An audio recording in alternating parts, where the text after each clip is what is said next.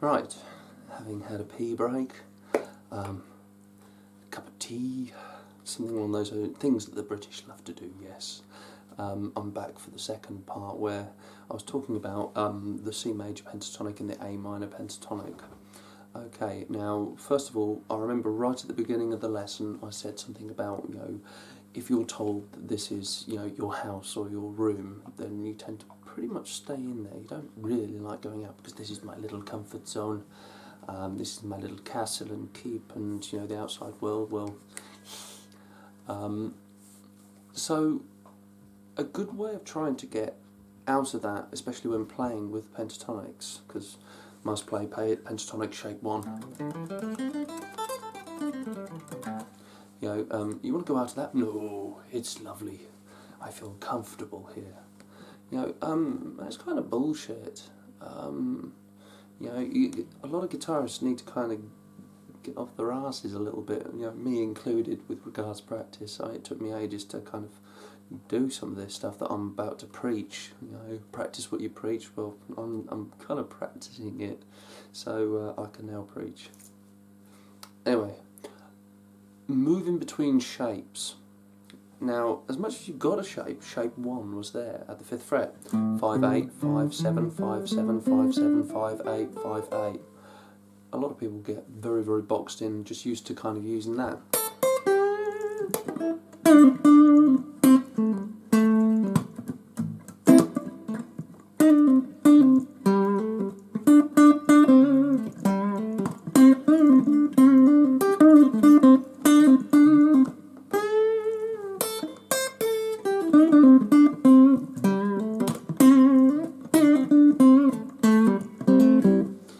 And you can keep going, loads and loads of fun just to be had there. But after a while you end up thinking, I always sound the same. I always sound like this. I always sound like this. And you can never put your finger on it. And it's normally because you just don't venture out. And it's a case of trying to remember that this whole fretboard is the A minor pentatonic or the C major pentatonic or whatever key you're in. It contains all these wonderful notes. No, must play 5th fret, position 1, or then suddenly leaping up to the 17th fret for position 1. It's kind of crap, isn't it? Well, let's think about different ways of looking at it. If you've got shape, 1, nice and easy. Well, let's think about where shape 2 might stack in, or where shape 3, shape 5, the one before it, might stack in. Well, here's shape 1. Let's go up because it's a lot easier. Got shape 1 there with the 5th and the 8th fret.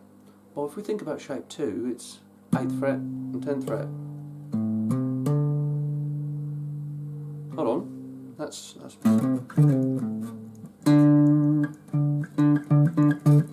they're the same note. Although probably a little bit flat on my thick string, but so I then go to the next string, 5 and 7. If I was doing shape 2, I'd have 7 and 10.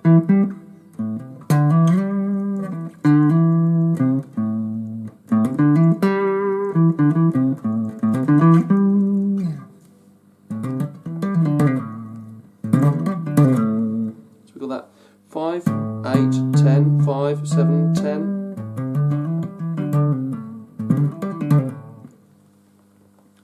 Okay, so we can see that these notes are once again in that next shape. So this is a great way of just trying to build up little ideas but move to the next shape.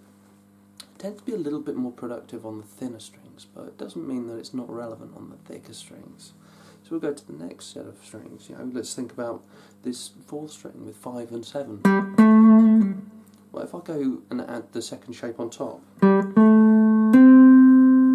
that 10th fret.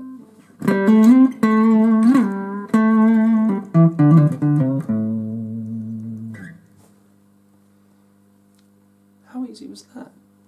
Let's think about the 3rd string. We've got 5 and 7. Well, if I think about shape 2,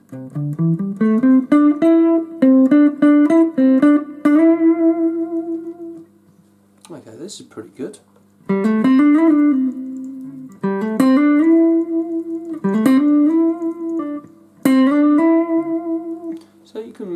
with that. Now, it doesn't mean that you just have to slide or just go. You know, this is where your bends can come in useful. You know, or you know, there I did the E, D, and then I bent the C up to a D, down to the C, and then the A. Now, if you wanted to, you could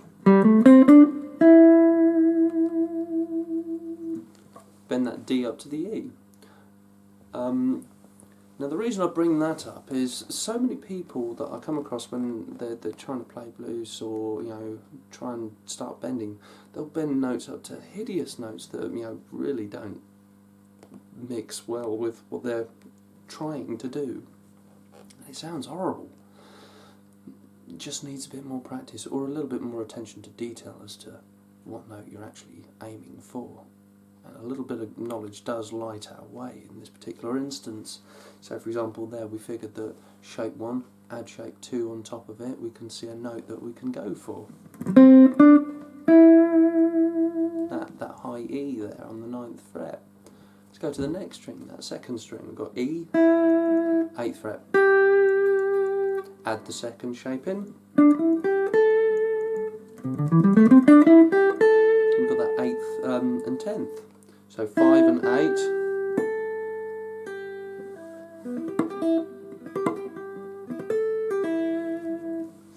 Ugh, horrible amp. So there I've got the 5th, 8th. Gives us a choice for being able to move up there. Now if you also remember the 3rd string.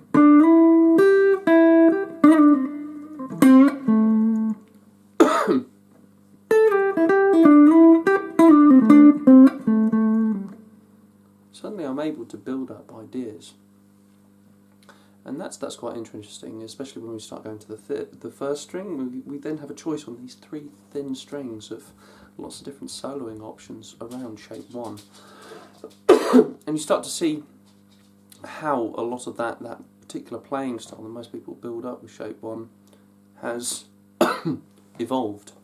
Do forgive me, I have got a chest infection, but don't worry, you can't catch it through a video. So, on the 1st string, we've got the 5th fret, and then the 8th fret. But then if we add shape 2, we've got that 10th fret, okay? 5, 8, 10.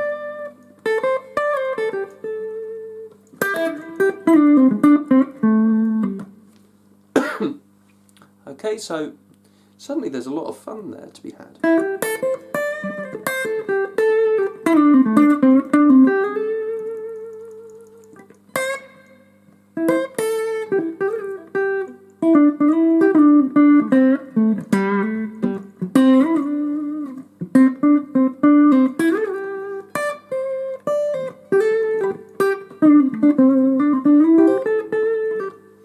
All of that stuff just by kind of adding 2 particular shapes together.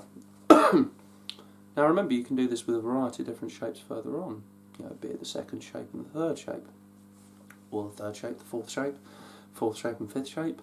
You can start moving between, you know, a variety of different shapes, several shapes at once. It's up to you. I mean, that's where we normally get this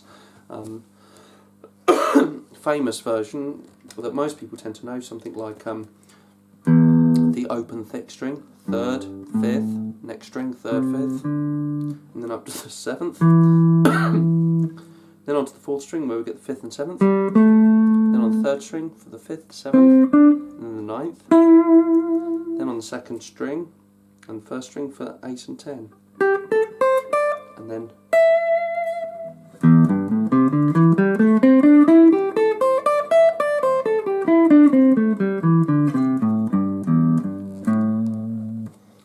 now that's a particular, you know, way of playing through the A minor pentatonic.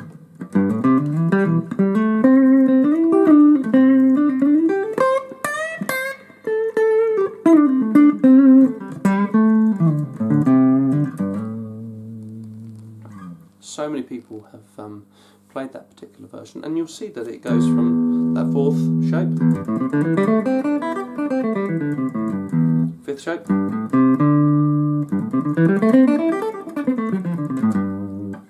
then we've got this particular first shape,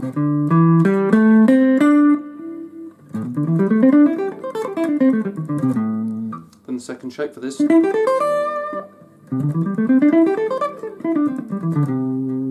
we've got this fourth shape, third shape.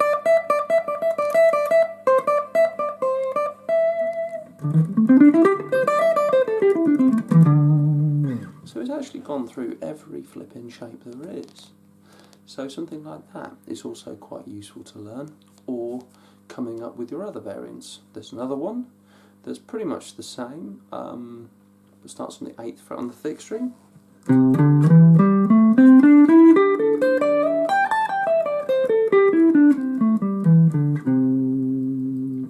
So there I've got 8, 10, 12, 10, 12, next string, 10, 12, 14, next string, 12, 14, next string, 13, 15, 17, next string, 15 and 17.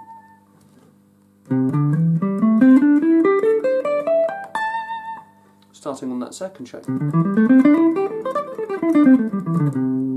Third shape. Then we've got this small section, which is in that fourth shape. Then we're into this area, which goes into that fifth shape, etc., etc. So you can see different ways that you can move through these things. You know, you can come up with your own different ones. Another great way of trying to deal with it is actually limit yourself with a couple of strings. I think I've said this before on previous videos, but I'm starting it all from scratch with reinforced and renewed vigour and enthusiasm. Okay, so you might have the thick string E. 3rd fret is a G, 5th fret is an A, 8th fret, 10, 12, 15, 17, 20. So E, G, A, C, D, E, G, A, C. Then do it on the next string. A, C at the 3rd, D at the 5th, E at the 7th, G at the 10th, A at the 12th, C at the 15th, D at the 17th, then at the 19th we have that nice E there.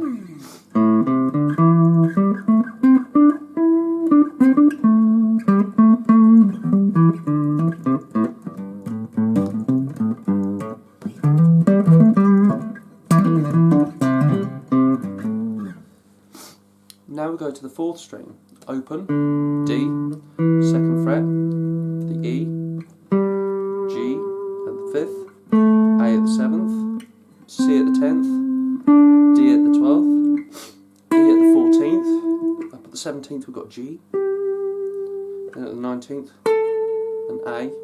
If you've got 22 frets you've probably got a C there as well. Okay, so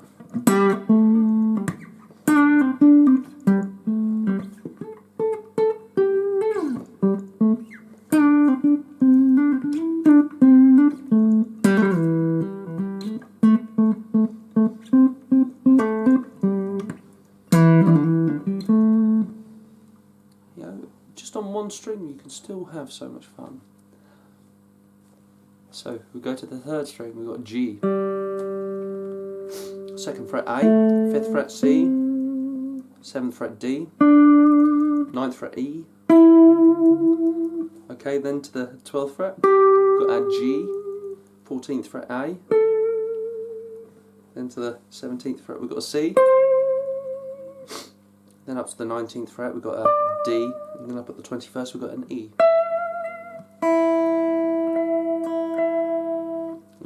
Tuning might be a little bit out, but you know, forgive me on that. Once again, impromptu lessons. Love it. Okay, so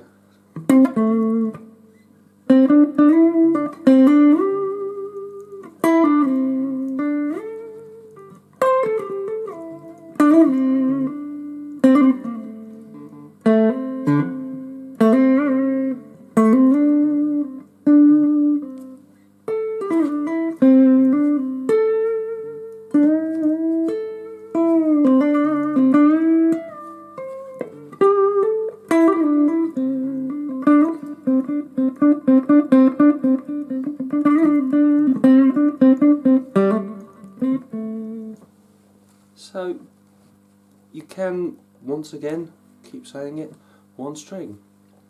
Second string, first fret for a C, third fret for a D, fifth fret for an E, 8th fret for a G, 10th fret for an A, 13th fret for a C, 15th fret for a D, then up to the 17th fret for an E, then up to the wonderful 20th for a G. Okay.